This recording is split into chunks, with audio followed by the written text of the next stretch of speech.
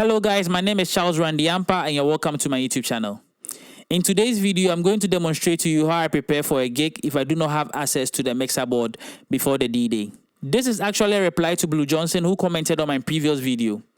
He was like, how do I prepare to mix if I do not have access to the mixer board before the mixing day? It is possible to prepare for a mix if you do not have access to the mixer board. This time, I will be using my phone to prepare for the mix instead of using the mixer board. So without wasting my time, let me show you what I do to prepare for a mix if I don't have access to the mixer board before the D-Day.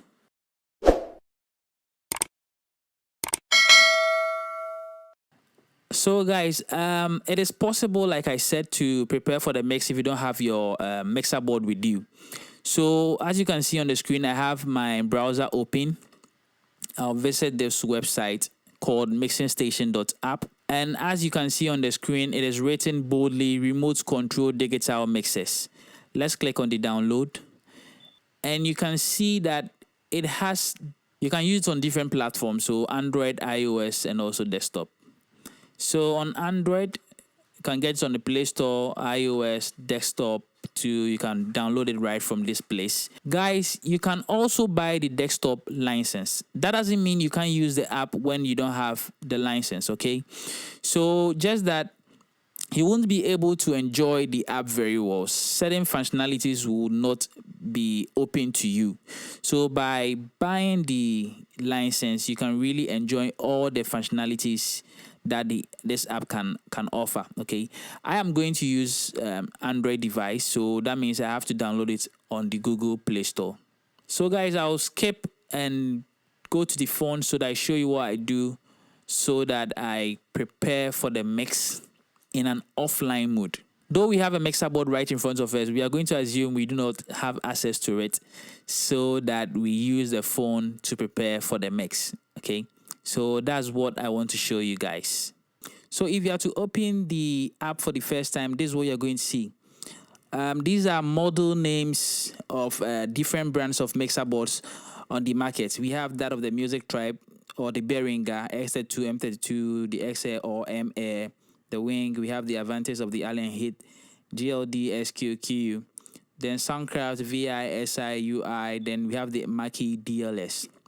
Okay, so depending on what you be using on the very day of the gig is what you are going to click on. So I will be using QU. We are going to assume that's what I'm going to use. So I'm going to click on the QU. Then I tap on the offline mode. Remember I said we are not having the mixer board with this. So everything has to be done in an offline mode so that when we get to the venue, we can upload whatever we did on the phone to the mixer board. Okay, so we tap on the offline. Then what I'm going to use is Qu-32. So then Qu-32. So this is how it's going to look like. We have the channel names boldly written on top: channel 1, 2, 3, 4, 5 to 8, then 9 to 16, 17 to 24, 25 to 32. Then we have the FX return. Also, we have the mix out. In my previous video, I did said that the Qu-32 has 4 mono outputs and 3 stereo mix outs. Okay, so we also have the group sense. We have 4 group sense. Then we have 4 FX sense. Remember, this board we are going to use on the D-Day is having 4 FX engines. So 4 FX returns, then 4 FX sense. We have the matrix 1 and 2, then 3 and 4. All right, so then the mains, the left and right. Then we have the DCA, 4 DCAs. Okay, so like I said the other time, what I do is to request for an input list. I explain what an input list is. So if you haven't watched that video yet, I'm going to drop the link to that video in the description box so that you can also visit and watch that video.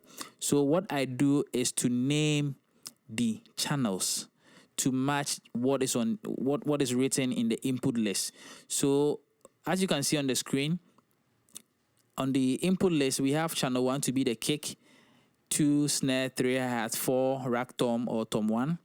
We have 5 tom 2, 6 tom 3, 7 is the floor tom, 8 and 9 overhead, 10 bass, 11 and 12 piano left and right, Then aux keyboard left and right to be 14 and 15. To be 13 and 14, sorry. 15, 16, 17, 18, 19. BVs. The BVs are 5. The backing vocalists are 5. Then we have 1 leading vocalist. Okay, so in all, we are going to use 20 channel on that day. Okay, so let me name them. To name them, this is what you do. You tap and hold the channel you want to change. So this is what you're going to get. Then you tap on the blank space, okay, the blank one, then you name it. What we are going to use on that day will be the kick for channel 1. So that's what we do. Then snare, hi-hat. We are not going to waste a lot of time on this, so I'm going to skip fast forward so that we see.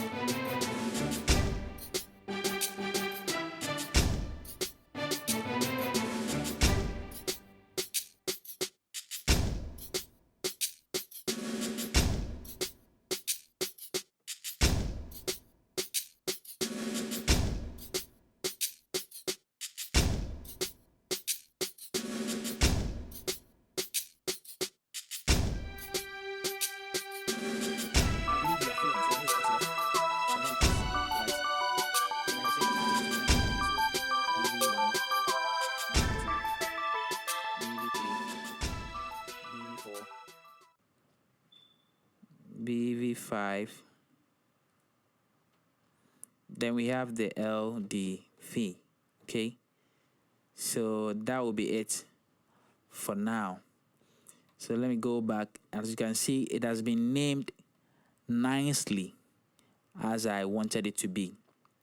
Okay, so what I do next, like I said the other time, is that I set my DCA. Okay, so to set my DCA, I click on the DCA, then I tap and hold it. My drums to DCA 1, my keyboards to DCA 2, my BVs to DCA 3. For DCA 4, I don't assign it to anything. So for now, that's how it's going to be done.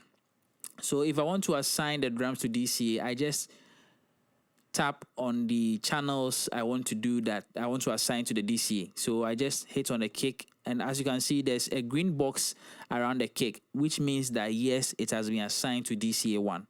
So the same thing to snare, hi-hat, rack tom, tom 2, tom 3, floor tom, overhead left, then overhead right. Then I name it to drums. Then I change the names to drums as that has been done. Then I head over to DCA2. DCA2 to the keyboards. So the keyboards are 4. They are 2, but since they are in stereo, meaning the channels are 4. So left and right piano, then aux left, aux right. Then I have to name them as well. Okay. So keys. Then to my DCA 3, that's my BVs.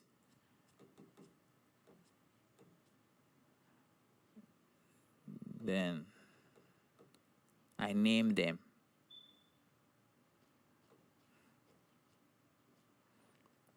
That's it. All right. So as you can see, it has been named drums, keys, BVs, and DCA 4. Nothing has been done to it. So then I set them to 0. I set them to 0. That's where I start from. I set them to 0 so that if they are too loud, I lower. If it is not enough in my mix, I open it up. I'm done with the DCA now. So what I'll do is to go to the groupings. I group my drums and my BVs. The DCA, someone who asks, why are you going to group again? Because you've already done that with the DCA. The DCA is not an audio path, so it doesn't allow me to further process whatever has been grouped. It is just used to control a group of channels.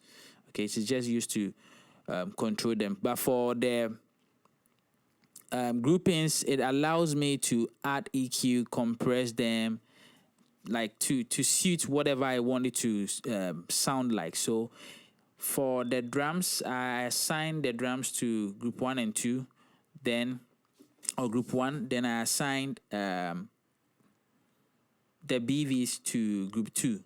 Okay, so let me show you how I do that, or how you can do that on the phone, okay, using the mixing station. So if I want to assign the kick to the group, what I do is to hit on the kick, then I hit on this rectangular box over here. Then, since I'm going to assign kick to group 1, I will turn everything off for group 4, 3, and 2 and leave group 1 on. Okay, so this shows that it has been assigned to group 1. The same thing to the snare.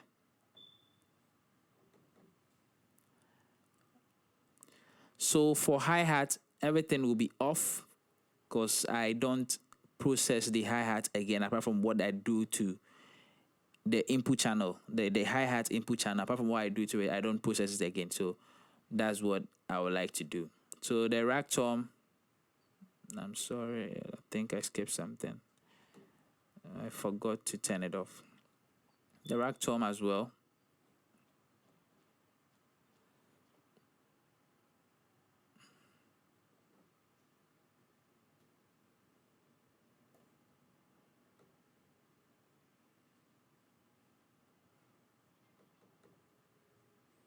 For overhead left and right,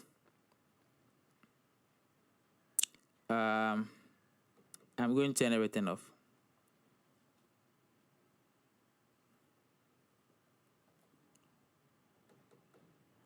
So I'm done with the drums. Now I'm going to move to the BVs.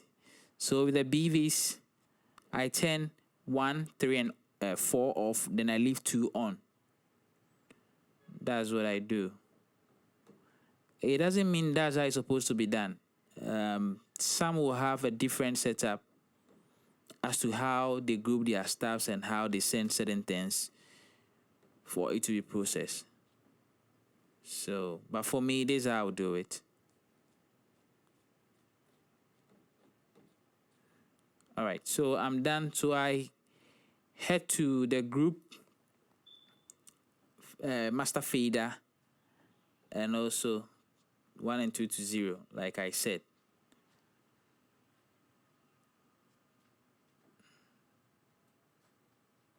All right, so the next thing I'm going to do now is set the mix out master faders to 0.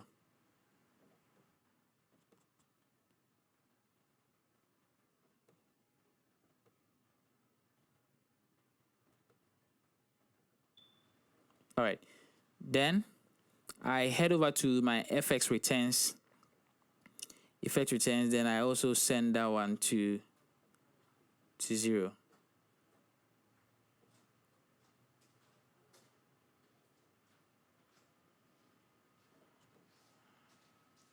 All right, so for the sends, I'm not going to send that to 0, but -20 will be okay for now, for the start. Okay, so I'm done with the mix out FX, then to matrix. All right, so that's how simple it is.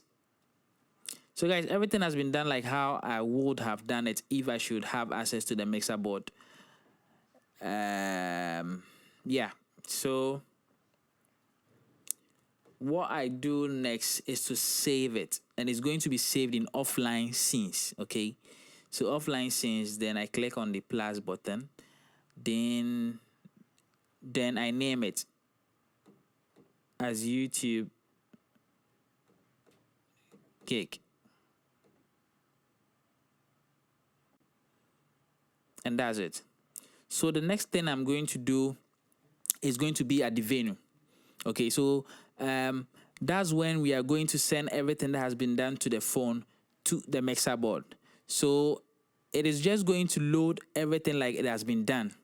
There's going to be another video where I show you guys how to connect your phone and your mixer board to your router. Okay, so but for now we are going to assume we already know that. So let's not waste time and get to that. All right, guys, so now we are assuming we are at the venue now, and our mixer board is right in front of us. So as you can see on the mixer screen, nothing has been done to the channels. We haven't named them.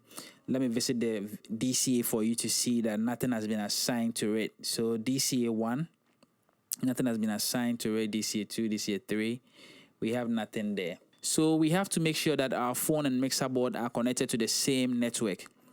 Now, what I do next is to make sure that I know the IP address assigned to the mixer board. And as you can see on the mixer screen, it is 192.168.2.2.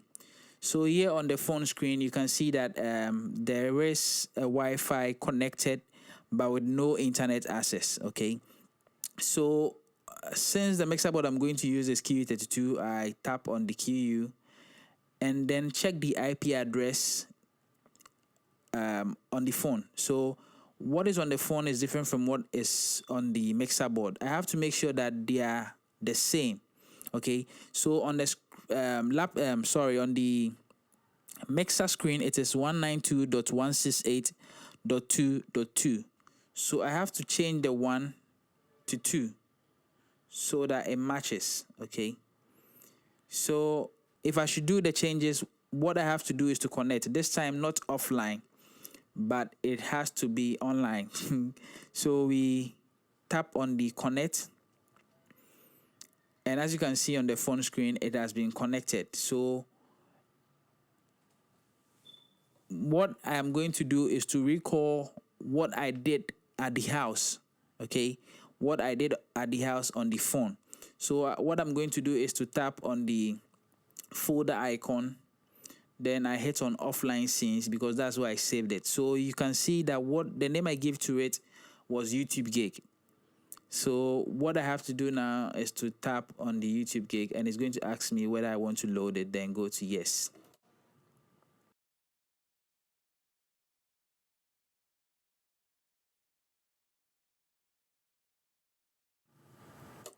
That is just going to take some time, about let's say 10 to 20 seconds. It should be done.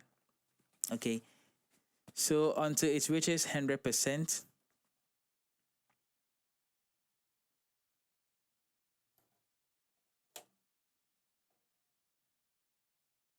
so guys, it's going to take some time, and that's it. It's done. So guys, everything is done now. So let me confirm by going to the DCA. As you can see on the screen, you have those lighted green are assigned to DCA 1. That's the drums, and keys, then BVs. Okay, so everything has been muted. So if I should unmute it, and it has been set to 0 like I did.